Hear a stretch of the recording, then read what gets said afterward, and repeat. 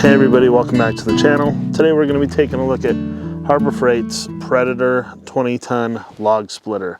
So it's powered by the 212cc Predator engine. If you don't know about the Predator engines, they are regarded as a pretty good Honda clone engine. In my experience, every Predator engine I've ever owned, which is a fair amount of them, have worked pretty much flawlessly. Just really good, reliable, easy to work on little engines. So since I'm talking about the engine, I'll just bring you in and we'll start there at the engine and kind of work our way around all the different parts of this log splitter.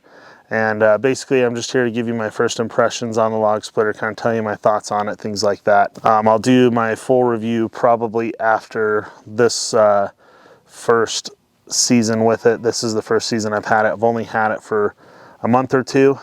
Been meaning to make this video for a while. So as I said, the whole thing is powered by this 212cc Predator engine. These are really common engines. They're all over the place. A lot of people pick them up because of how cheap they are. And by cheap, I just mean inexpensive. To do repowers, I repowered my chipper shredder with a Predator 212. It's working fine so far. So like I said, pretty good engine. Moving on to the hydraulic pump. This is one of the reasons why I came here first, is because I want to talk about the issue I had with this hydraulic pump. I'm going to try and keep it really brief so I don't take up too much of your time. Basically, right in between these two different pieces of this hydraulic pump at the very top here, and I saw somebody else have this exact same issue in a review on Harbor Freight's website, I had a seal sticking out in between these two different pieces of material. I'm not a hydraulic pump mechanic. I don't know the proper terms. And eventually, after about an hour or two of use with this thing, I had that seal break and I had hydraulic oil shooting out, tons of oil shooting out from that little split there in between those two pieces of the pump. Now, it was a pretty simple fix. I went ahead and I just took the pump apart, and there was an O-ring in there that looked to me like it was installed improperly from the factory. So this is what I'm getting to, is this is one thing I would check before you purchase one of these things. When you pick it up from the store, if you see a little piece of black O-ring sticking out right in between these two pieces on the pump, give it back to them and let them know that you already see a defect and that you need either a whole new pump or you need them to just get you a whole new unit, a whole new log splitter, and have a new one sent to the store. Now, most people are pretty happy with these things. They have good reviews on Harbor Freight's website. And most people you see on YouTube are going to give them pretty good reviews. And so I think, you know, just a couple of us had a couple of duds with some quality control issues. But out of this whole machine, all the components we're going to talk about, to have one issue on a pretty inexpensive log splitter, you know, it's going to happen. And it wasn't really difficult for me to fix. I'm not a mechanic. I'm not a hydraulic pump mechanic. And I was able to figure it out. There's no videos on it, nothing for me to watch. I just took it apart and repaired it, you know, just because that's the kind of things I like to try to do here on my little homestead. So I've probably gone another 4 or 5 hours on that repair. So we had one before it broke. And like I said, I think I remember it looking like there was an issue there. Just when I picked it up from the store, the O-ring was sticking out. And now I've had 4 or 5 hours on the repair. All I used to repair it was just a little metric O-ring out of one of their O-ring seal kits that they sell there at Harbor Freight. So nice, easy little repair, no problems. It's functioning great now. And I'm still really happy with it. Even if I had that little issue, you know, I think it's been a pretty awesome little log splitter. I'm super glad to have it. But once again, just make sure you check that if you do decide to purchase one of these. 99% of you are probably going to be just fine. It was just one flaw, you know, that a couple of people out of, you know, probably thousands of units sold. So it powers the machine great. Nothing stands out to me with the pump being underpowered or the engine being underpowered or any problems there. Which brings me to the next thing. We have the valve here. So this is a little bit different than a lot of these log splitters. A lot of them you push forward and you hold forward and it runs the hydraulic ram out, or the hydraulic cylinder, and then it goes back to neutral, and when you pop it back, they'll lock into place and they'll bring the splitting wedge back, and it'll lock for you so you don't have to stand there and hold it. And then once that cylinder retracts all the way, then it releases itself and it closes. This one's a little different. I'm going to show you why. It's actually an awesome feature that this thing has. We'll talk real quick about these hydraulic hoses, and just because I'm on the hoses, I'll talk about assembly real quick. You do have to assemble a lot of the different parts on here. You have to put the whole thing together. It comes in a crate. Assembly is fairly easy. Expect it to take a couple hours, but it's really nice and easy. They label all of the hoses, everything that you need to hook up, and really it's pretty self-explanatory. You just kind of look at the hose fittings and you kind of get an idea of where it's supposed to go. They do give you this nice exterior lining for the hydraulic hoses on 1, 2, 3 of them.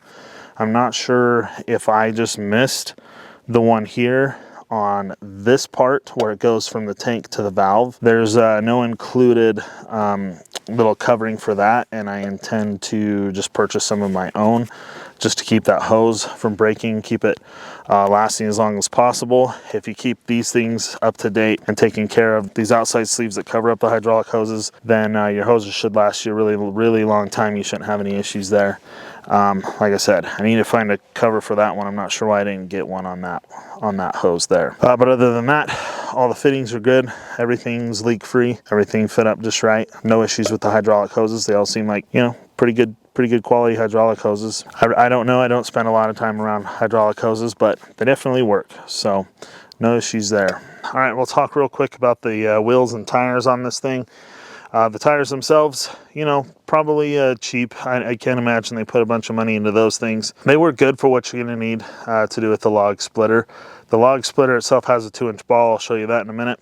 So it hooks on the back of any vehicle. You can tow it around your property. I don't know that I would go running at 75 miles an hour down the interstate, but you know, if you need to run it around town, move it, you know, few places, probably under 35, 45 miles an hour. They may even say somewhere in the owner's manual not to even take it on the road. I don't necessarily see that printed anywhere on the tires. They just say for trailer use only. So, you know, at low speeds, probably haul this thing around town if you need to, a little bit here and there, and definitely around the property, no problems. Which brings me to the hydraulic fluid tank. It holds, I think, roughly about 2.5 gallons of hydraulic fluid, and the hydraulic fluid it requires is not the cheapest stuff out there. I was only able to find it locally, and I have a, you know, small but okay sized city near me that I went to, and out of the several hardware stores and places I went, I only found it at Home Depot, and it was like $20 a bottle. So I would go out, I wish I remember what it was. I'll probably put a little annotation somewhere telling you what kind of oil it is, so if you do decide to pick it up, that should do it for the hydraulic oil and hydraulic oil tank. All right, well, moving on to the business end of this thing. As far as the construction and everything in general goes, now that I'm kind of done with all the individual components besides the cylinder and the actual splitting wedge up here, I think, you know, the construction overall is decent. Nothing wrong, like I said, nothing wrong with it. Time's really going to tell. That's going to be one of our, you know, longer term things there when I do a review. Now, let me just tell you what I've split with it. I've split a mixture of ponderosa pine, Doug fir, and quaking aspen. Nothing too crazy. All that wood splits really pretty darn easy. So I'm not doing anything like oak.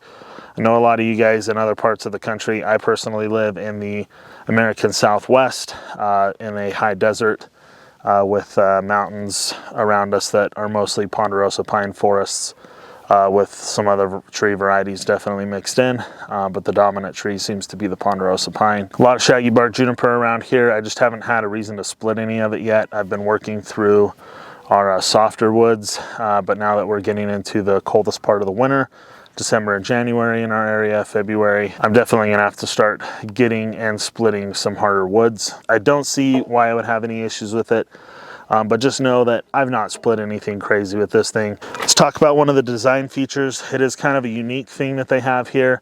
So we basically have 2 stops, one on this end and something that looks pretty similar to it on the other end. And we have the splitting wedge with 2 wedge sides on it.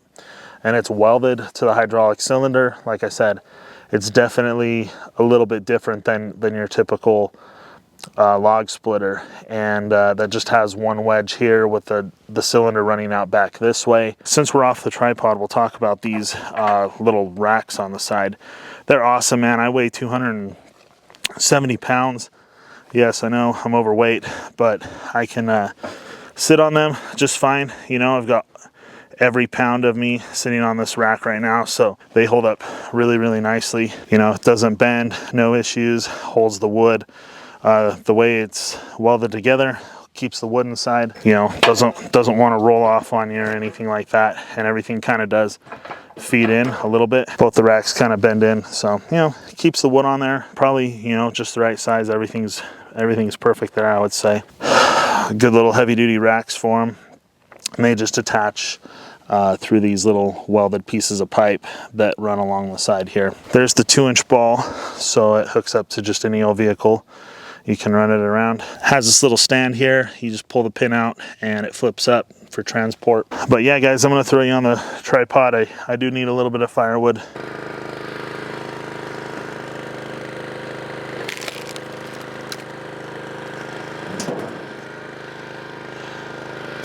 I don't know how well you can tell through the camera, you know, through my mic here, but really the engine, it's not too loud. It's not unbearable to listen to. You know, I don't have hearing protection on right now, and it's really not too bad.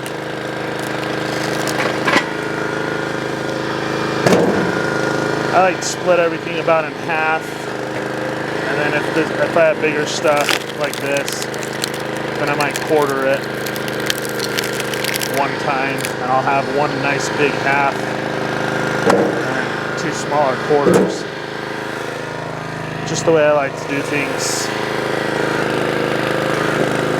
I'm probably not running this thing as efficiently as I normally do. Yeah, that small piece probably didn't even really need to split.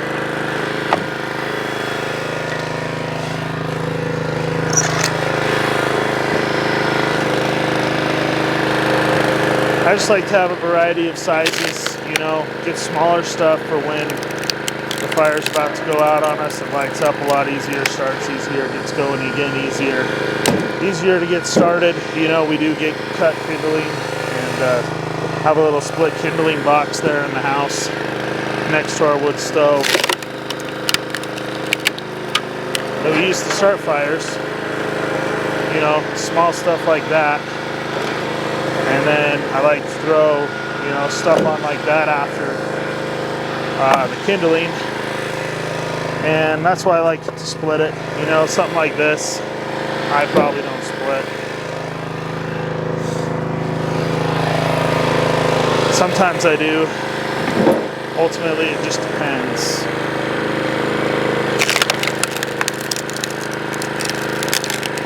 See, that one is real small, and for some reason I decided to split it. I just like a little flat edge on everything, honestly. Unless it just really doesn't make sense to split it. Easier to carry, easier to light. Helps it dry out a little bit, you know, if you're running with a little bit wetter wood. I'm probably not using this very efficiently. I'm too busy thinking about what I'm going to say.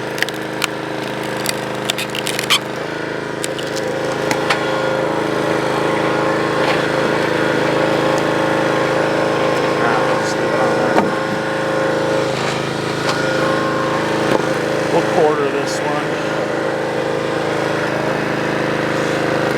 Also, I have young, small kids. I try and get involved in our wood process, and it's a lot easier for them to handle a little bit smaller pieces of wood too.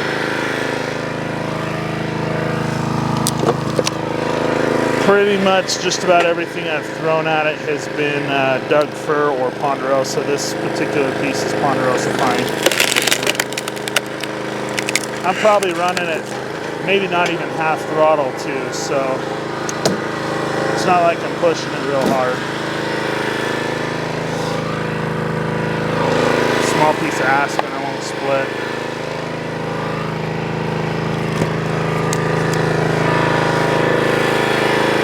There's some Doug fir.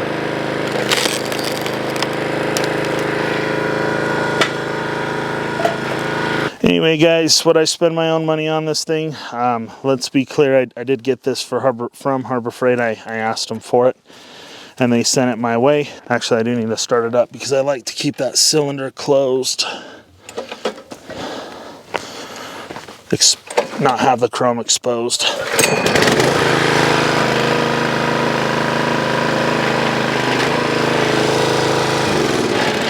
There we go. All right, everything should be good. Anyway, like I was saying, would I spend my own money on this thing?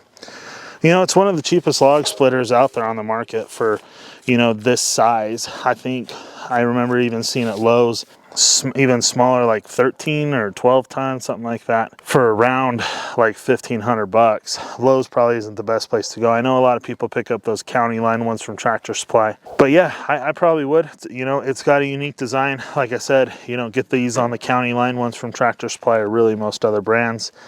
It's a really fast design, especially if you get two people running it. You have one person on the lever here and one person feeding it the wood.